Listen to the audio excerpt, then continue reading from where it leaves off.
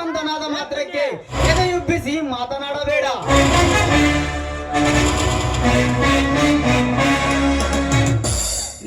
ಪ್ರೇಮರಾಜ್, ಬಾಯಿಗೆ ಬಂದಂತೆ ಹೊಗಳಬೇಡ. ನನಗೇನಾದರೂ ಕೋಪ ಬಂದರೆ ನಿನ್ನನ್ನು ಆ ಯಮನ ಬೆಟ್ಟಿಗೆ ಕಳಿಸಿಬಿಡುತ್ತೇನೆ. ಎಚ್ಚರ. ಏ ಗೌಡ, ದಬ್ಬಾಳಿಕೆಯಿಂದ ಶ್ರೀಮಂತನಾದ ಮಾತ್ರಕ್ಕೆ ಎದೆಯುಬ್ಬಿಸಿ ಮಾತನಾಡಬೇಡ. ಹಾಗಿದ್ದರೆ ಮೊನ್ನೆ ಯಾಕೆ ನನ್ನ ಮನೆಗೆ ರವಿಯನ್ನು ಕಳಿಸಿದ್ದೆ? ನಾನು ರವಿಯನ್ನು ನಿನ್ನ ಮನೆಗೆ ಕಳಿಸಿರುವೇನೆ. ಎಷ್ಟು ದಿನ ಕಲಿತು ಬಂದಿರುವೆ ಇದನ್ನ?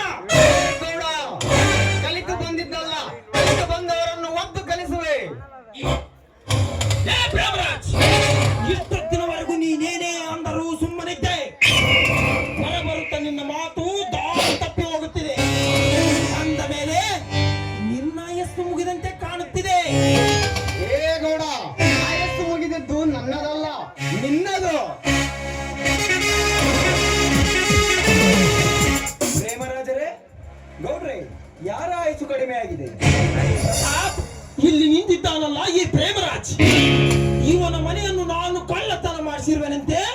ಆ ರವಿಯನ್ನು ಇವನ ಮನೆಗೆ ನಾನು ಕಳಿಸಿರುವೆನೆಂದು ಸುಳ್ಳು ಮಗುತ್ತಿದ್ದಾನೆ. ಪ್ರೇಮರಾಜರೇ, ನಿಮ್ಮ ಮನೆಗೆ ರವಿ ಬಂದಿದ್ದು ನಿಜವೇ?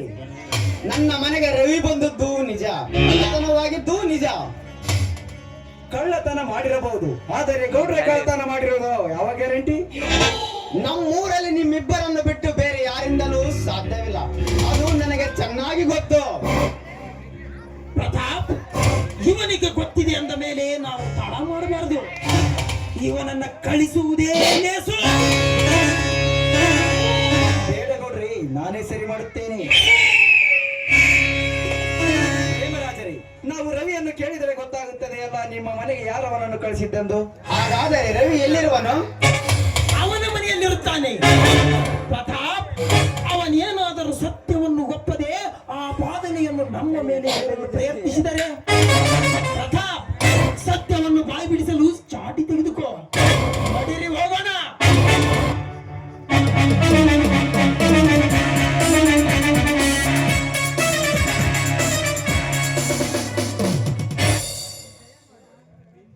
ದೇವರೇ, ಕಷ್ಟದಲ್ಲಿ ಹುಟ್ಟಿಸಿ ಈ ಪರಿ ಕಷ್ಟ ಕೊಡುತ್ತಿದೆಯಲ್ಲ, ನಾನು ಅಷ್ಟೊಂದು